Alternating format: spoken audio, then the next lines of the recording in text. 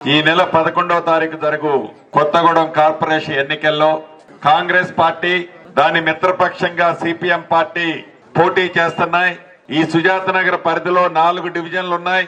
4 డివిజన్లలో 20వ డివిజన్ నుంచి కాంగ్రెస్ పార్టీ బలపరిచిన అభ్యర్థి బానోత్ కోటేష్ గారు, అదే రకంగా 21వ డివిజన్ నుంచి కాంగ్రెస్ పార్టీ బలపరిచిన సిపిఎం పార్టీ అభ్యర్థి సోదరిమణి శ్రావణి, 22వ డివిజన్ నుంచి లింగం పుష్పవతి, 23వ డివిజన్ నుంచి కాంగ్రెస్ పార్టీ అభ్యర్థి సిపిఎం పార్టీ బలపరిచిన అభ్యర్థి బానోత్ అనిత.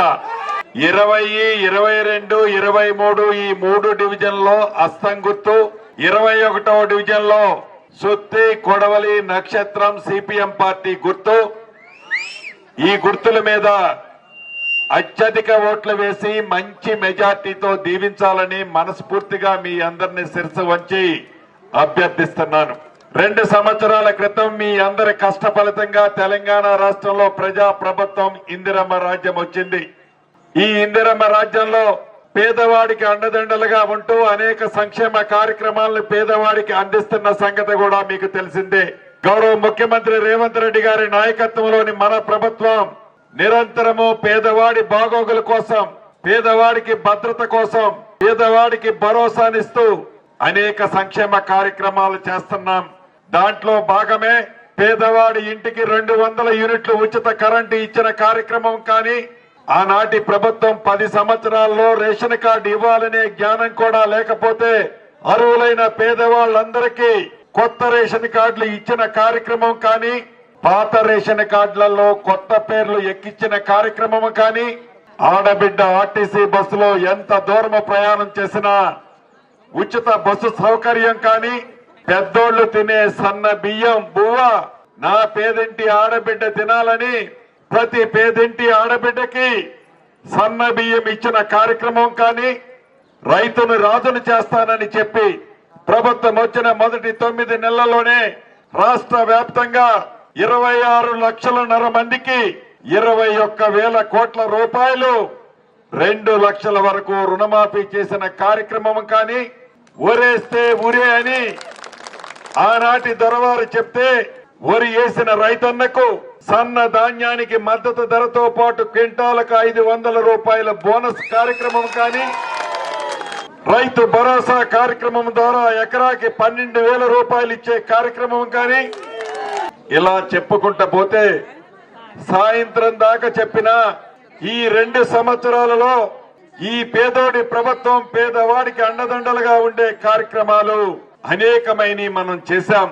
చివరికి పేదవాడి ఆత్మ గౌరవానికి చిహ్నంగా ఉండే ఇల్లు కూడా ఇవ్వలేని ఆనాటి దరిద్ర ప్రభుత్వం పేదవాడికి ఇల్లిస్తే నాకేమి కమిషన్ వస్తుంది, కాళేశ్వరం కడితే నాకు 1,00,000 కోట్ల కమిషన్ వస్తుందని కాళేశ్వరం కట్టాడే తప్ప పేదవాడికి ఇల్లు ఆనాటి ప్రభుత్వం ఇవ్వల. గృహ నిర్మాణ శాఖ మంత్రిగా గౌరవ ముఖ్యమంత్రి రేవంత్ రెడ్డి గారి ఆలోచనలకు అనుగుణంగా రాష్ట్ర వ్యాప్తంగా మొదటి విడత 4.5 లక్షల ఇళ్లు ఇచ్చాం. మన కొత్తగూడెం నియోజకవర్గానికి కూడా 3,500 ఇళ్లు మొదటి విడత ఇచ్చాను. మన సుజాత నగర్ కూడా ఇళ్లు వచ్చాయి. రేపు ఏప్రిల్ నెలలో 2వ విడత మళ్లీ ఇస్తున్నాను, 3వ విడత ఇస్తాను, 4వ విడత కూడా ఇస్తాను. అంటే ఇప్పుడు ఇచ్చింది కాకుండా ఇంకా 3 విడతలు అర్హులైన పేదవాళ్ళందరికీ ఇందిరమ్మ ఇల్లు ఇచ్చే బాధ్యత ఆ శాఖ మంత్రిగా నాదే. అంతేకాదు ఇల్లిచ్చి కాగితం ఇచ్చి చేయి దులుపుకునే ప్రభుత్వం కాదు. ప్రతి సోమవారం నాడు టెన్షన్ గా 1 రూపాయి లంచం లేకుండా వారి ఖాతాలోకి డైరెక్ట్ గా డబ్బులు కూడా జమ చేస్తుంది ఈ ప్రభుత్వం. అంతేకాదు వేదిక మీద నా కమ్యూనిస్టు సోదరులు అడుగుతున్నారు, ఇల్లు ఇస్తున్నారన్నా బాగే ఉంది, ఇళ్ల స్థలం లేని నిరుపేదలు చాలా మంది ఉన్నారు. 15 సంవత్సరాల క్రితం రాజశేఖర రెడ్డి ముఖ్యమంత్రి ఉన్నప్పుడు ఇచ్చారు ఇళ్ల స్థలాలు. ఇళ్ల స్థలాలే కొంతమందికి లేవన్నా అని నా కమ్యూనిస్టు సోదరుడు సిపిఎం సోదరుడు అడుగుతున్నాడు. నిజం, ఇళ్ల స్థలం ఇచ్చే మంత్రిని కూడా నేనే. ఎక్కడైతే ప్రభుత్వ స్థలం ఉందో నివాసానికి యోగ్యమైన ప్రభుత్వ స్థలంలో తప్పకుండా ఈ ఎన్నికల కోడ్ అయిన తర్వాత అధికారులకు ఆదేశిస్తాను.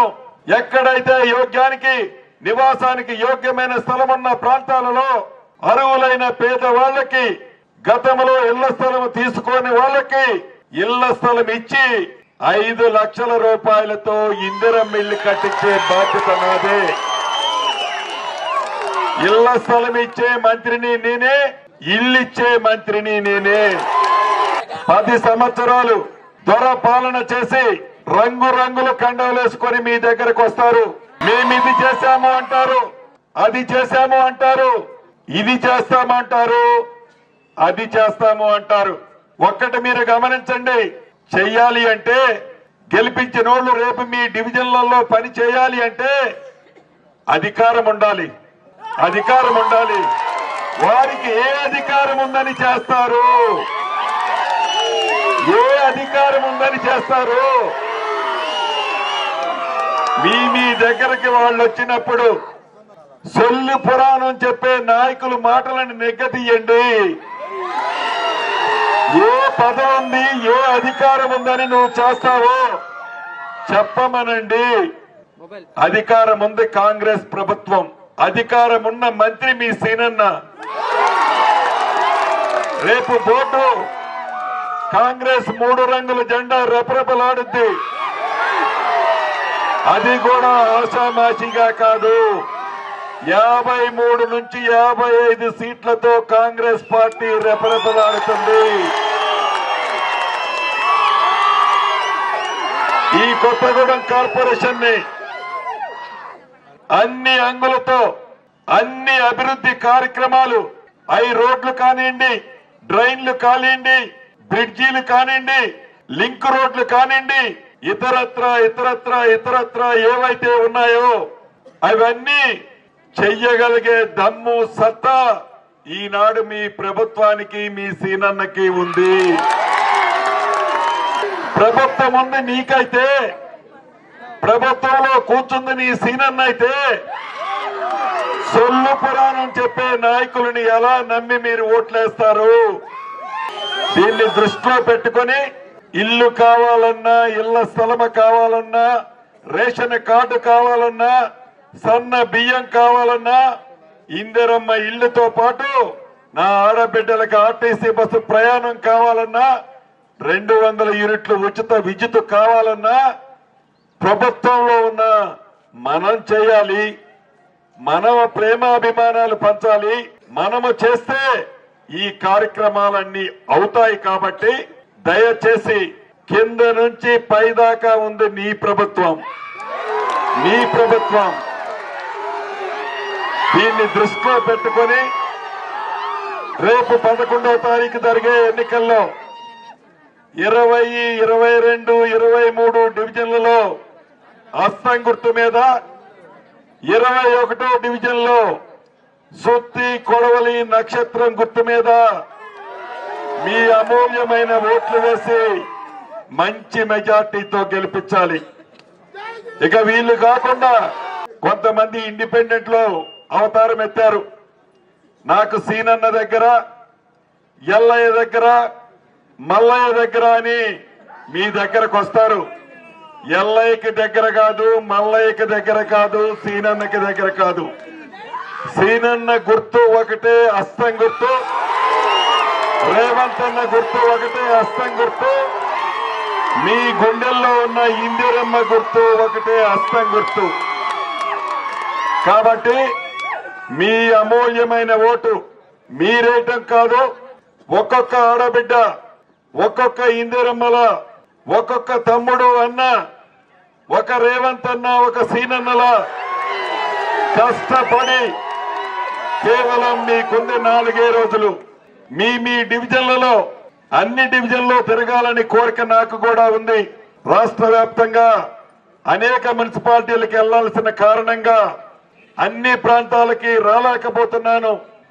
దయచేసి పోలింగ్ కౌంటింగ్ అయిన తర్వాత మీ విజయోత్సవ సభకి మీ సీనన్నగా నేను వస్తా. ఆ కార్యక్రమంలో సంతోషాన్ని మనందరం పంచుకుందామని తెలుపుతూ తక్కువ సమయం ఉంది. టైంను వృధా చేయకుండా మీ ప్రాంతాలలో కాంగ్రెస్ పార్టీ అభ్యర్థులు బలపరిచిన అభ్యర్థులని గెలిపించడానికి మీ శక్తి వంచన లేకుండా కృషి చేయాలని కోరుకుంటూ మీ అందరి దగ్గర సెలవు తీసుకుంటున్నాను. జై కాంగ్రెస్, జై కాంగ్రెస్.